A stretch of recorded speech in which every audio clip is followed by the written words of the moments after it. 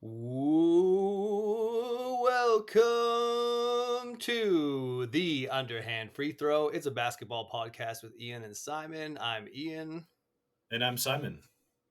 And the 2022-2023 season is over. Or, if people call the playoffs the second season, we're now getting into the third season, or as it is more popularly called, the off season.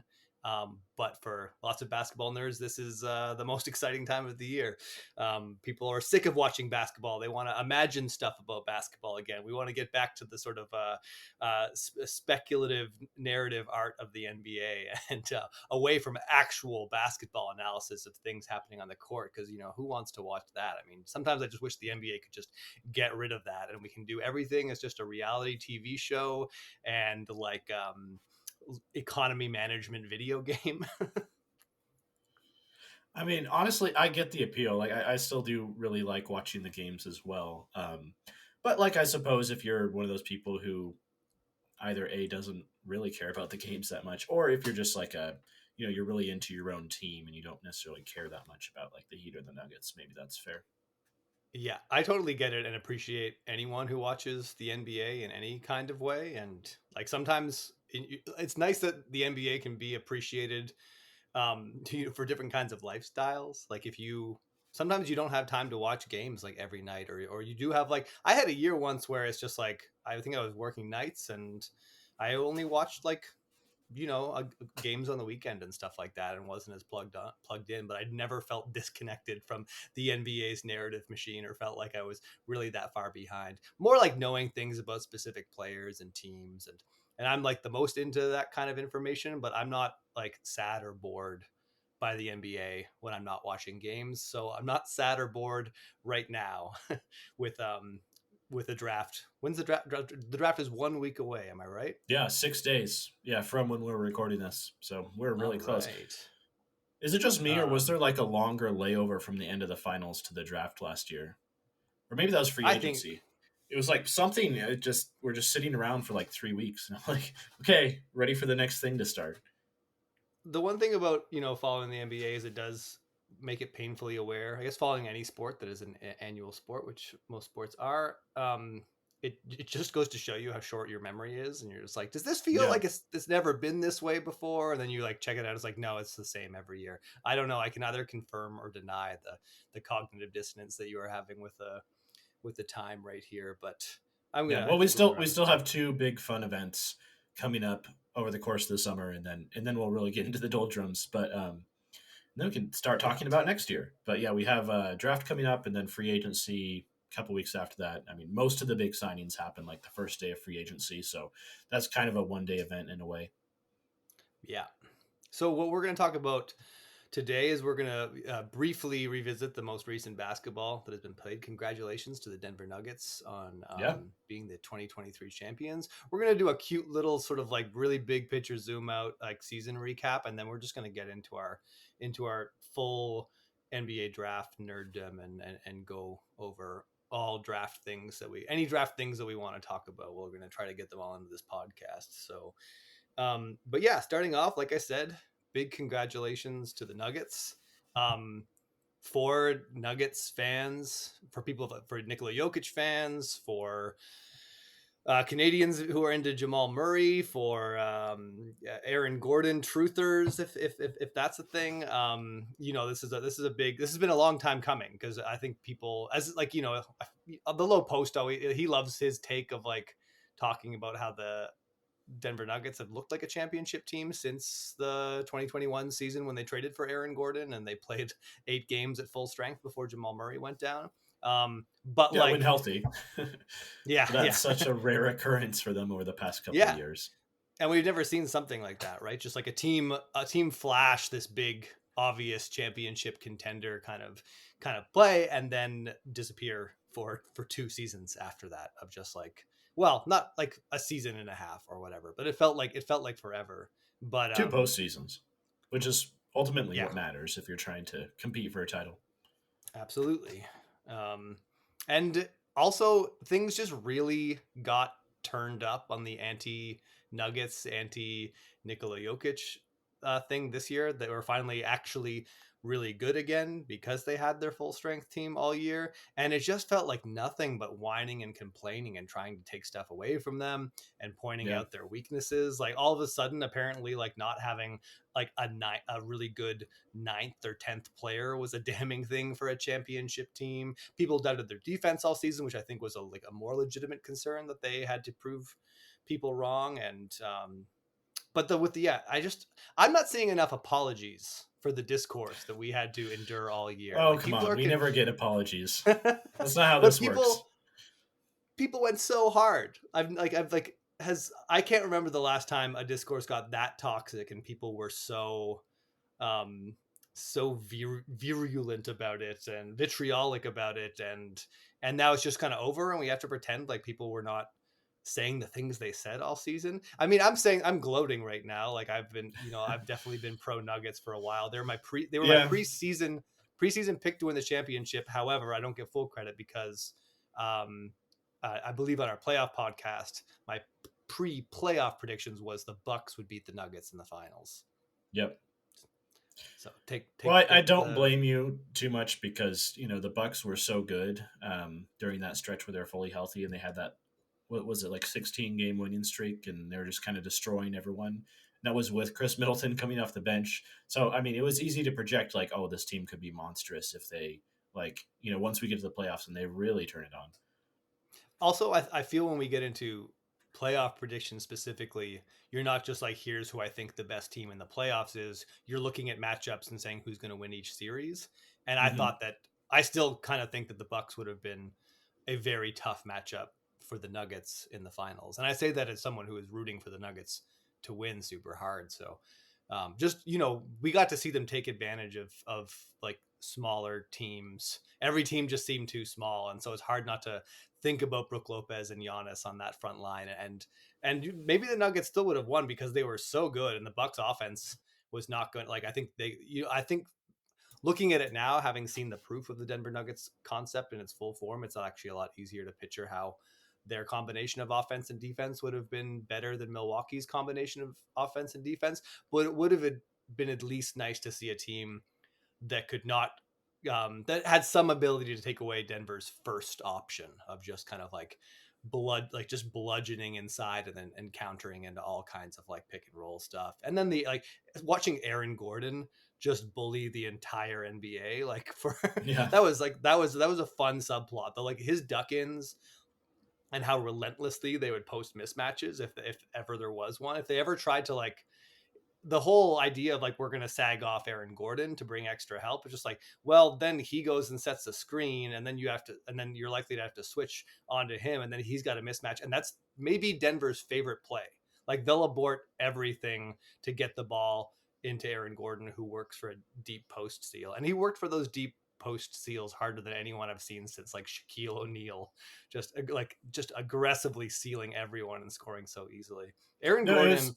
it was great, and I mean, the Nuggets playmaking obviously unlocks their ability to do this more effectively. But I feel like not enough teams take advantage of the fact that like it's such a common strategy these days to take like your smallest guard or your weakest defender, whoever that happens to be, and just put him on like the other team's big that you don't totally trust to shoot, or just like their larger forward. I mean, there's a big size mismatch and physical mismatch to take advantage of there, and the Yeah. Nuggets did that, and you don't see teams do that all the time. So that was cool to just see them immediately go to that right away. When Gabe Vincent was on Aaron Gordon in the finals, Aaron Gordon was getting 2 points. that's what was about to happen. I mean, when Jimmy Butler was on Aaron Gordon, he was getting 2 points. So like he That's wasn't true. just posting like little guys. He was like you needed to legitimately have someone that was going to bother him with sides. Also, I didn't really notice that. I guess apparently over the past 2 years, he's just been like packing on like 20 pounds of sheer muscle. Like he was always like a very strong athlete, kind of combo forward, but he looked pretty juiced in these playoffs. And I kind of didn't really notice until I was watching him destroy everyone like he did. Yeah, I think that surprised me a little bit too. Like he used to play small forward occasionally for the Magic. Yeah. Maybe maybe it wasn't the best idea at the time, but like he had a little bit more of a perimeter player's body in the past, and that those days are definitely behind us. Yeah. I've got a like personal. I take Aaron Gordon personally because he's long been my NBA comp, but usually for bad reasons. Like I'm the sort of good athlete that maybe thinks that his pull up game is better than it is. Like the same way like people would be like, oh, you're like Aaron Gordon, but you think you're DeMar DeRozan. And I feel Aaron Gordon used to be like he thinks he's Paul George, but he's Aaron Gordon. So I relate super hard. So I'm glad to see him have some success, but also just that it's great to see. And this is true about Bruce Brown too. It's great to see really solid, interesting players become NBA championship role players that just sort of Yeah. those are some of like those guys stick around in my head forever as like those guys that made championships possible for star players. The guys that the star players couldn't have got there without. And I think all the Nuggets role players did that. Like they all look everyone on the Nuggets looks so cool right now from Christian Brown to KCP and maybe Michael Porter Jr. a little bit less. He had a rough finals, but still like he's kind of um, their young future piece. If he has better health luck over the next phase of his career, I think he still has a lot of room to grow as a basketball player, and he's still really young. Yeah, I mean, he was good in game one and he was good in game five of the finals. So he bookended it nicely. Struggled in the Yeah. middle three games, but you know what? Like, it's good to see a player not collapse totally. So, like, he comes out with that strong game, and then I think the Heat really attacked him in game two and three, just exploiting his inability to focus completely on keeping up with Heat's movement on the perimeter. But I mean, it's good to see him climb out of that. So it's not just like a spiraling effect that you sometimes see with young players. I think too that I mean, no one doubted Ray Allen when he was like on an epic cold streak for the Celtics in some of their deep playoff runs. Like when you're a shooter like that and your main Hmm. offensive value um, is running off screens and putting yourself in great situations to knock down shots, and your shots a little bit off, it looks bad, but you also know how little of that is really in your control. Anyone who's a shooter, anyone who's watched basketball and no shooters knows that like sometimes you go on a cold stretch, and that doesn't make you a worse player. It sucks when the timing of it is in the playoffs, but Yeah. I don't it I didn't my MPJ stock has remained neutral through this. Like I haven't downgraded him at all, and I think he showed a lot on defense. That like for the first time ever on defense, he was like kind of starting to show a little bit of promise there, and then a little bit better decision making. Like there were some games where people were laughing at him for just shooting no matter what, and there were other games where he um, was showing some willingness to make reads, like just getting the ball back to Jokic, sort of relocation shots, just kind of like just showing like a little bit of imagination, where before he looked kind of like a zero in that regard, a pure play finisher. So I think he's a really interesting player to keep an eye on as he develops over the next couple of years on a contender, because he's this massive contract, but he's also represents their young upside piece and how they like their best chance for internal growth, I would say. Yeah, and I think he's absolutely going to get better. He showed enough. Like if he can take a level up defensively over the next couple of years, that's going to be huge. So I'll ask you a couple of questions about the playoffs here, and I'll answer them as well. But first of all, what do you think out of the entire playoffs? It doesn't have to be limited to the finals or anything. What do you think surprised you the most overall? Hmm. What do I? Oh, the Heat. Just the Heat. Yeah, That's an easy one. I Like I guess wish that's I the had. obvious one. I still don't really know what to make about what the Heat did. Um, I think I understand the formula after watching it so much. It's just like Hmm. you got two-way stars in Bam Adebayo and Jimmy Butler, and they're even when they're not scoring well, they are doing a lot in terms of like winning the physical game and kind of opening up things in the middle of the floor with pick and roll and playmaking. And then you've just got this 3 point bomber built around them. And everyone hustles super hard on D and has a ton of buy-in, so they can win in a couple of ways where Jimmy Butler can go have a big playoff Jimmy game. Bam can have a surprise good offensive game, and he had lots of really good offensive performances this season, even if it was a bit uneven overall.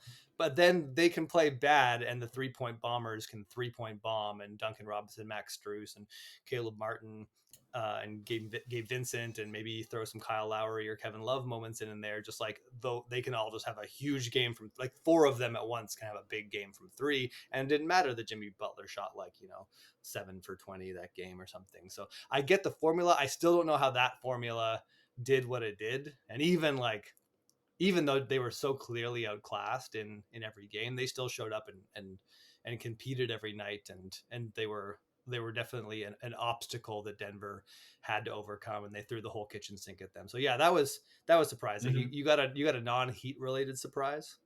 I do. So this is going to sound, this is going to sound super hindsighty and stuff. I don't think Miami going to the finals was the biggest surprise. I mean, it was extremely surprising, like without question. I Yeah. picked the Bucks to win in round one. Miami beating New York makes sense. I think both of us picked Miami fairly comfortably in that series. And then Miami Boston, it was just such a huge talent mismatch, but I think we underrated what a massive coaching advantage the Heat had in that series. And just like what a massive consistency advantage they had too. Like just a team that is going to show up and give you really high level play on both ends of the floor versus a team that, has a higher ceiling but isn't necessarily going to play up to that level every single game. That matters quite a bit. But I think my biggest surprise is actually like Cleveland's Oh, I was just thinking complete that one. Yeah. failure, and also Yeah. like New York's ability to really exploit their lack of shooting on the floor. Both of The us fa- had a lot of not very nice things to say about Coach Tibbs coming into the playoffs. I So I still do. I'm not over it. yeah, I he mean, I he's got was he I was just surprised. I thought Cleveland would play better. I thought Donovan Mitchell would not struggle so much with the lack of spacing on the floor, but he did, and I don't know. Yeah. That's a great take. I had to pull up the playoffs so I could remember some of the easier rounds, Yeah, the but Knicks won in 5 games, and like 3 out of the 4 wins by the Knicks were like not even that competitive.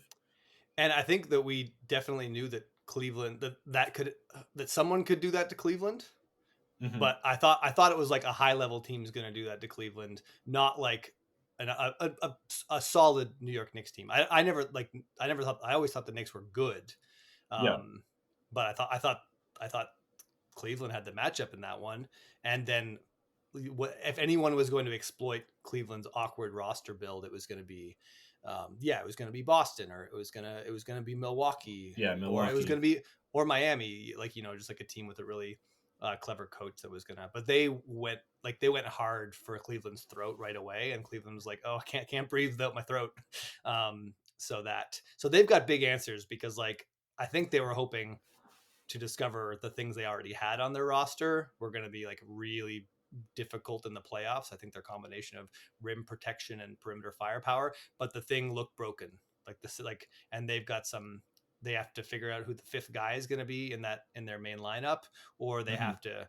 What I really hope is they don't have to break up the Twin Towers because I just really like that defensively, but offensively, it's not like it's busted. It is like super busted. They just like because their defense held up fine. They I think they actually had like the second best defense in the playoffs, Oh yeah, their defense even in was a great. I loss. mean, New York, the Knicks in round one that was the worst offensive showing any team had in the playoffs. Like the Knicks were actually worse on offense than the Cavaliers were, but they won due to offensive rebounding and other factors. Yeah, yeah, it was wild. So yeah, that's a really good one. I really hope that Cleveland can figure it out without completely overhauling what they're doing because they're one of my favorite teams to watch this year. But that was definitely a disappointment and a surprise. Yeah, what you got?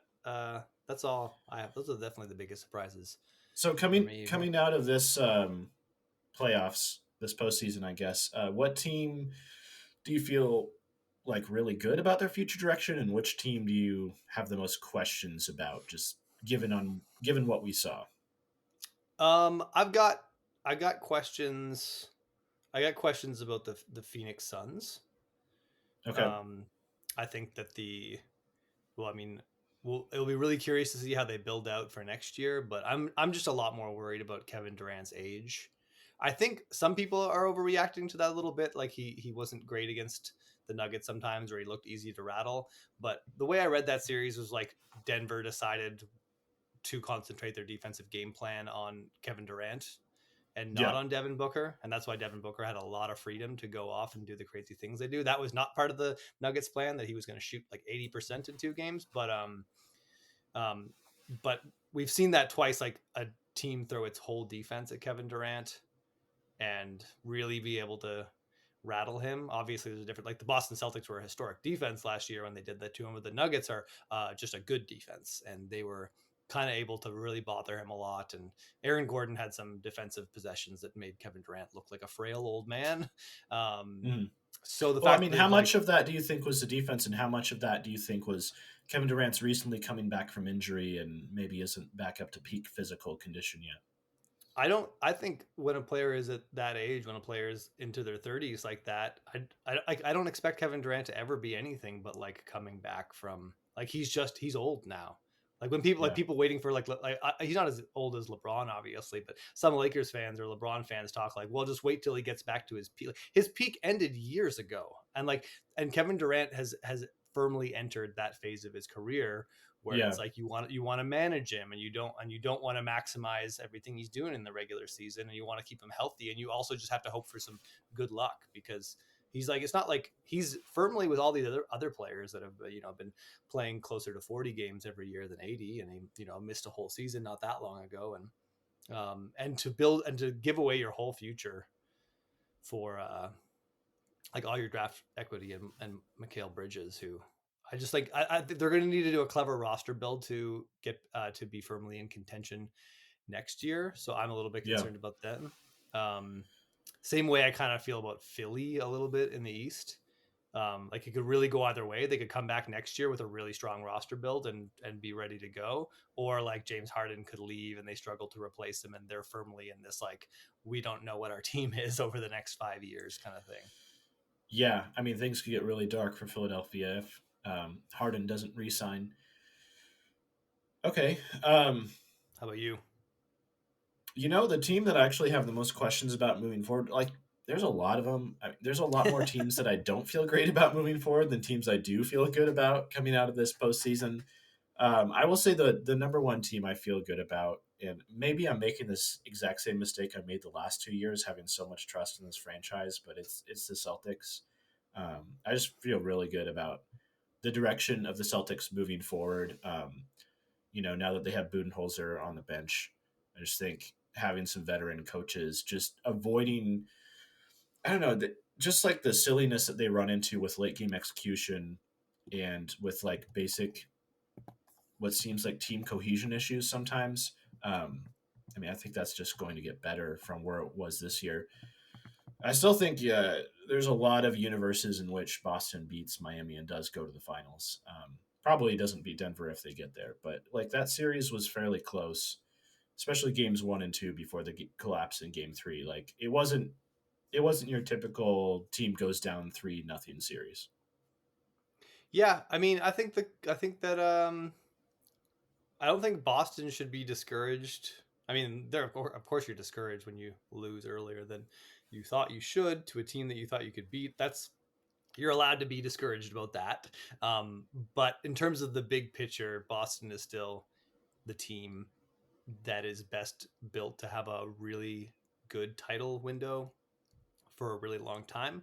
They're firmly in their title window, but I don't think there's not. It's the end of that is not on the immediate horizon, though. I worry a little bit about Al I Horford guess long term, because I think I he's guess it so depends on important what for they the do with defense. Jalen Brown this summer. If there's a trade involved there or next Yeah, off season, that could change things, but we don't know that yet. but I do think it's important to like appropriately evaluate the Celtics based off what they did this year and their strengths and weaknesses, and that's like I don't think that they're not that good. Like they're not like a strong NBA championship caliber team. Like I see them as kind of topping out as like a really solid sort of weaker NBA championship team that needs things to break right to go for like I don't see them as presently constructed, just steamrolling through a tough slate of opponents. I think they're very beatable. They've got like their offense does kind of top out sometimes in terms of being able to generate really efficient looks, and their defense has been inconsistent. It's got a really high ceiling, and it doesn't always reach there. And I think it's maybe time to accept like that's what we should expect from them, is like a really talented, really deep team that maybe is like, you know, lacking a little something to make them just kind of like an overpowering um Yeah.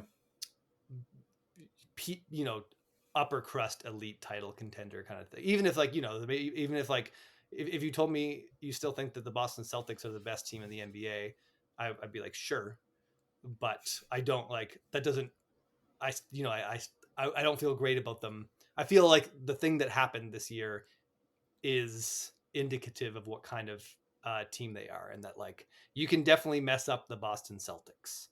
Yeah, Um, I'm a big believer in Tatum, and I still yeah, think you are. he has a 2 or 3 more years of like growth and getting better ahead of him, and I don't necessarily think that's gonna end up in him being the best player in the NBA at the end of it. Probably not. I just in terms of like pure on ball shot creation or playmaking for others, there are other players that are better at that. But um, I mean, he's going to be close. So I had him in the MVP consideration this year. I know most people didn't, but I had Yeah, him at least on that fringe. And I just think like if you're in the MVP consideration already at age, what is he, 24, 25, and you haven't even officially entered your prime yet, like I don't know. I feel really good about that future. The he one team, the one team though, or did you have any more thoughts about the Celtics?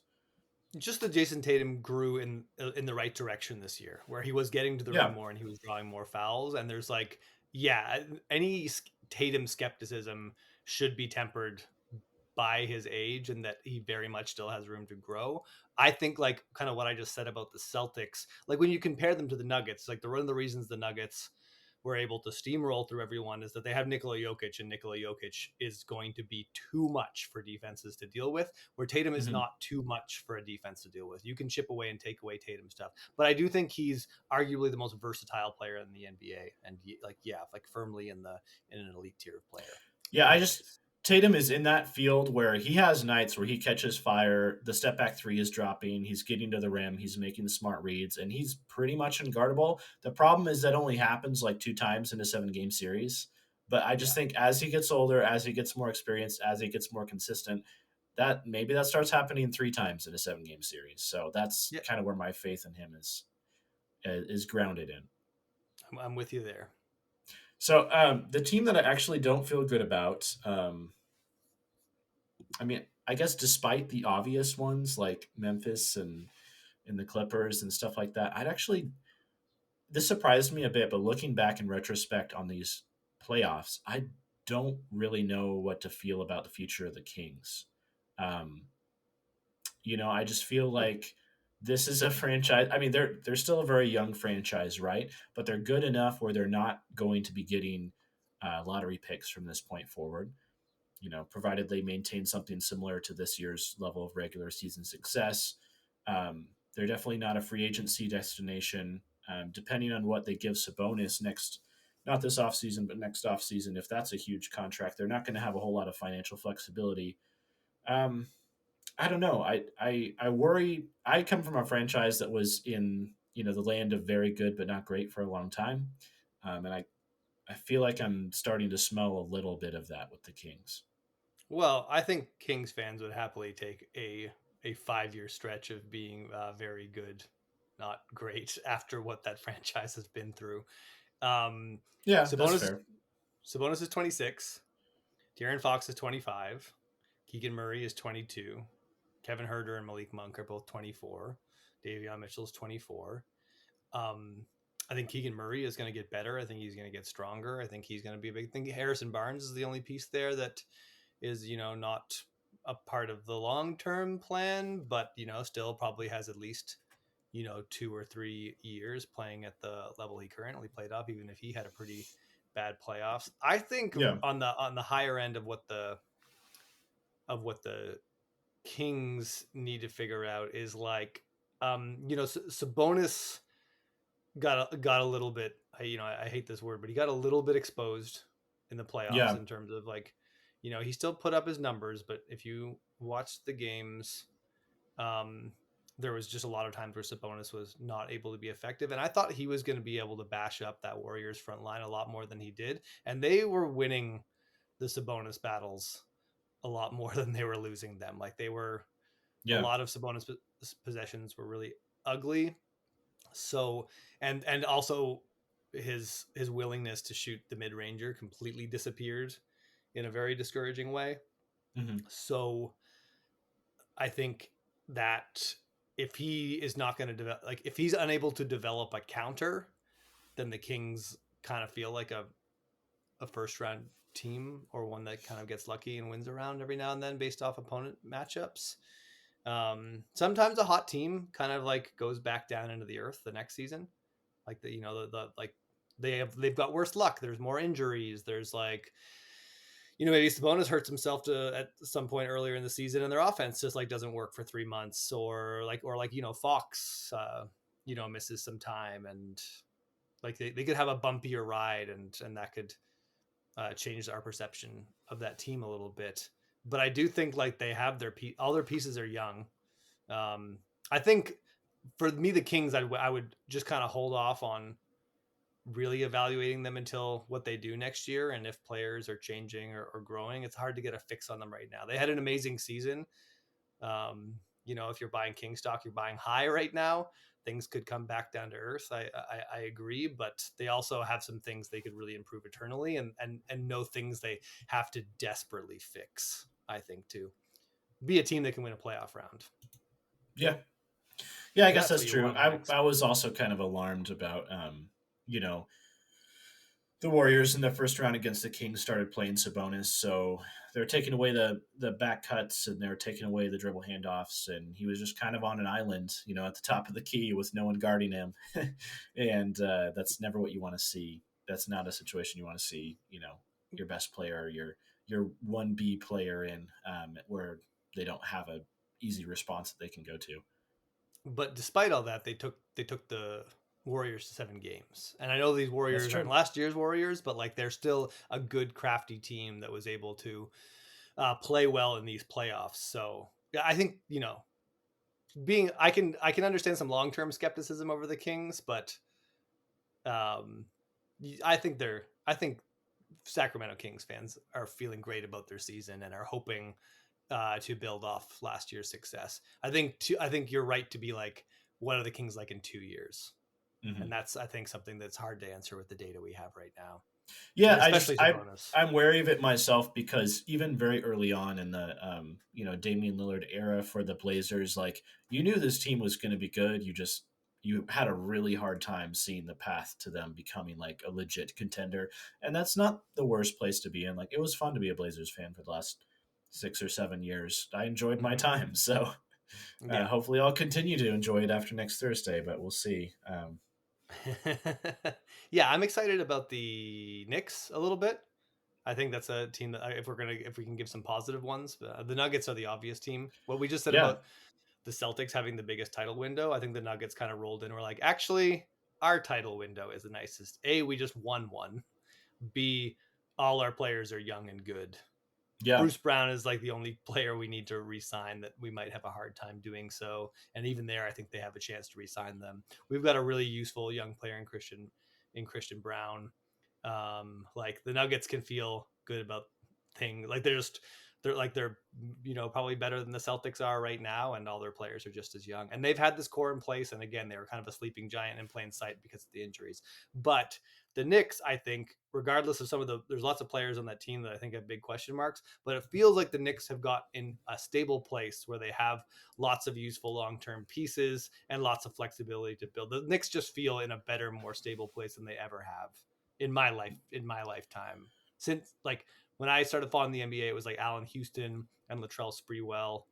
And all those guys still were kind of on the downsides of their career, and any Knicks enthusiasm was like, they're just kind of burning the midnight oil, and then they kept burning the yeah. midnight oil and were like one of the worst teams in the league for like what felt like 20 years. But yeah, I just think this is the best the Knicks have looked. I think they've I don't think Brunson can stay their best player. I think they still have a lot of work to do No. to take another step, but I'd like at least they're just kind of in a healthy place. Now, the Knicks might just go out this offseason and do something insane and ruin that. And I don't think any of us should be surprised none of us should be surprised if that happens. But as of today, I'm feeling positive about the Knicks' future. Yeah, I mean, if they trade for Karl-Anthony Towns tomorrow, probably feeling less positive about the Knicks' future. But you know, they did show some restraint last year, not going all in for Donovan Mitchell, and I think that was wise. Yeah, Yeah, maybe it's too early to say that, but I don't think this team plus Donovan Mitchell and minus some of their young players and all of their draft picks would have resulted in a contender anytime soon. But yeah, they did retain all that ammunition for the next appropriate star trade that comes up or whatever they want to do with that. yeah. Do you have any more of your big questions? No, but I know you had one, so Not really a question. I just wanted to kind of quickly. I just wanted to say, like, make a closing remark on this 2023 season now that all the basketball has been played. And we were talking about this a little bit before, but just that, like, everyone knows that this has been a season of remarkable parity. That that hmm in most people's memory, I haven't seen anyone be like, "Oh, what about this season?" or "What about this season?" And I don't know for sure that I'm like not remembering a season where there was this amount of parity, but I don't really think it's happened in the lifetime of my fandom because when has the East ever been this good at least, and when is like I don't think I think it's I feel pretty comfortable assuming that this season is a like something of an outlier in terms of the level of competition being relatively even. And it was so clear all season long that it was just breaking every fan, every media members, and even every front office's brain about where their team stood. yeah, Because no one and like I feel like on this podcast we kind of caught on to that early on as people were reacting to early season trends and being like, oh yeah, my team is in 10th. It's like, yeah, but you're 2 games behind the team that's in first. Like, relax, like stop focusing on that. But as it went on, it just felt like every team was either just get like either team was undergoing some sort of humiliation or some reason to feel awful about their franchise, or getting undue criticism for something. Like even the team that won the championship this year, the Denver Nuggets, like spent most of the year just getting kind of like ragged on by everyone about they didn't have depth in defense, and their season went about as good as they literally coasted for like this probably would have been like a 57 win team, right? But they like hit a little bit at the end. And but when you go down, be like when you go down the list, I can only think of three. Well, I'm going to say half the NBA teams in the league had humiliating seasons in some way, shape, or another. Like I'll just do it really quick. Like I'm just looking at the standings here in front of me. not in terms of like wins or losses for other reasons. Yeah, or like every team had its own thing. Every team has this reason why they feel like why they feel bad about themselves. And again, it's not Yeah, just the fans, irrational fan behavior. Like we see front offices kind of like reacting to the perception of the team or their own self perception. And there's a lot of like desperation to upgrade the roster, or pivot into a different direction. But yeah, if I just go through them, like Milwaukee just lost in the first round to hmm a team that had to get into the play in. Boston's mighty defense, like completely disappeared, and they lost to that same team, and they almost got they were they almost got swept, and then they had that going on. Philadelphia um, finally got Joel Embiid as MVP, and then just watched just suffered humiliation after humiliation in the playoffs. Even though they took the Celtics to 7 games, but it just felt awful. Like the whole Joel Embiid parade ended with a thud. Cleveland, we already talked about. Like Brooklyn had I know that Brooklyn has bounced back, but they had the whole Kyrie and Kevin, like that final experiment. That experiment finally ended. We finally got the end of that sad era of the Brooklyn Nets. That was one of the saddest eras for any like super team ever assembled. Miami was just bad at basketball the whole season. They get to feel great now, but we had to spend the whole season being like Miami might miss the playoffs. They were under 500 for the first third of the season. Atlanta, who both of us predicted would be the number one offense in the NBA, and did start looking a little bit more like it after Quinn Snyder came on. Um, again, just like we're maybe going to miss the playoffs for a lot of the season. Toronto, like, I mean, have you ever met a more miserable group of fans? Like their team probably wasn't actually like they had some cold shooting. That's basically really all that happened to them. But the Toronto front office and Toronto fans act like this team is broken and we fired our legacy coach. And that's just the Eastern Conference. Like I could go down the West and do the same thing. It was like every team had this humiliation except for like the tanking teams. You already know what happened to your Portland Trailblazers. They're in an existential crisis. Dallas is in an existential crisis. The Pelicans are in an existential crisis. The Lakers had their early season turmoil. The Warriors dynasty is fading. The Clippers are injured and broken. Phoenix is aging and uncertain after trading for an old star. Memphis has the Ja Morant thing hanging over them. Like it's like I've never seen anything like this. Like everyone is in total shambles. That's Yeah. my like season recap rant. The season of parody was the season of like existential humiliation for most of the league. The only teams it sounds like you feel good about are the Nuggets and the Knicks for some reason. Yeah, and I'm fine with like with the Washington Wizards, I guess, or you know, like I'm fine. Here's the teams that are like who have optimism after the season: the Orlando Magic, the San Antonio Spurs, the Utah Jazz, the Houston Rockets. The Thunder. Okay, the Thunder for sure, the Denver Nuggets, maybe the Knicks. That's it. That's those are the teams that aren't like in their feelings right now, questioning who Yeah. am I? Oh, And the Pistons is another underrated, sad fan yeah, base. You know, yeah, number one absolutely. draft odds, and they end up with the number 5 pick. So that's pretty brutal. And the worst season in franchise history last year. Yeah, A I mean few years into their their latest best rebuild. their best player got hurt like a couple weeks into the year, so that's part of it. Yeah, But I'm not saying there's no reasons. I'm just like, I think I remember I had the Pistons as like a maybe plucky, sneaky playoff team. Sorry, yeah, play-in team. and I had the And Magic, so we were yeah, both wrong. but the Magic won 34 games. They were almost there. You were close. The Mhm. Pistons won 17. Um, Pistons so with Cade could have won 30-ish games, I think. maybe, but even on that thing, like it's not like Cade was lighting the world on fire before he got injured. There was a little bit of early concern of like maybe Cade's just kind of good and that's it. Like maybe he's just sort of like maybe he's a third, maybe he's your third best player. Maybe he's not a franchise cornerstone. But we don't know about Cade yet. We have to watch him and get healthy. And I still have plenty of Cade optimism. I'm still willing to live in a Cade positive world, but there's still like there's like Pistons fans don't feel good regardless of Cade's injury. Yeah, I felt really good about Cade Cunningham at the end of last year. Kind of Mm. closing out his rookie year, I thought he improved a lot and showed us a lot of stuff. I don't know. I definitely feel less optimistic about the Knicks than you do. Mm. I feel more optimistic about the Nets. I just feel like that's Yeah, such a perfect landing spot if they were just to trade for any form of like high level offensive initiator. yeah, or Uh, like what if they just got like Kevin Durant and Kyrie Irving to like sign with them in the offseason and then maybe traded all of those things for James Harden, but then they could be right back on track, right? Like they're just back to where they were before they yeah, did all this. Like yeah, I know. they're a blank slate though. They're and they got some of their draft equity back, so they've like stopped the bleeding. But like, what a strange kind of off road adventure for the New York Knicks. Sorry, for the Brooklyn Nets to just come back to where they started with a plucky bunch of they used to call them the hipster Nets. Hmm. Everyone like the D'Angelo Russell, Karis LeVert, Jared Allen, Joe Harris.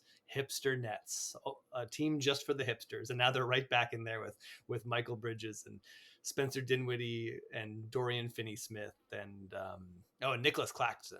Anyways, I'm into the Nets. I like this Nets team. I can't wait to see what they do next year. And they're not allowed to tank because they don't have their own draft picks, so they're gonna have to try to be good next year. So I think that will be fun.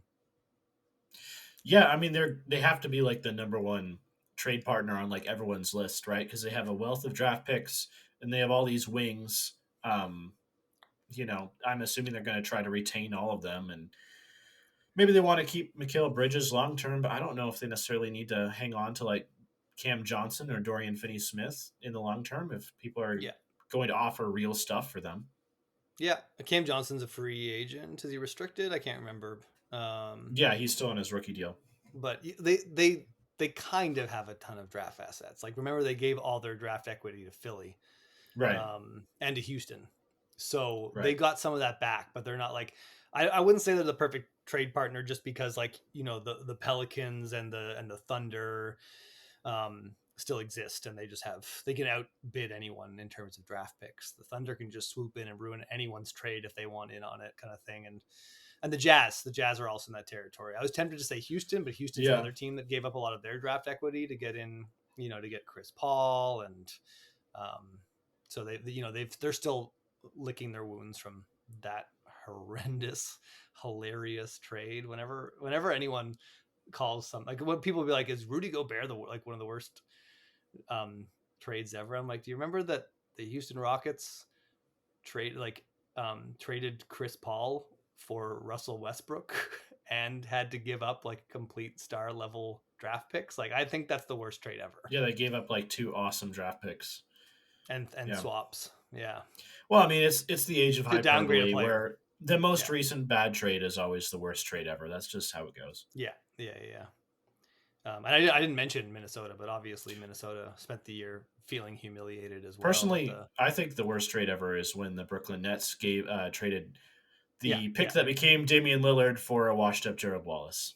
So Oh, I thought you were it's gonna say when they traded everything for Kevin Garnett and the corpses of Kevin Garnett and Paul Pierce. no, in hindsight, that trade was really bad at the time.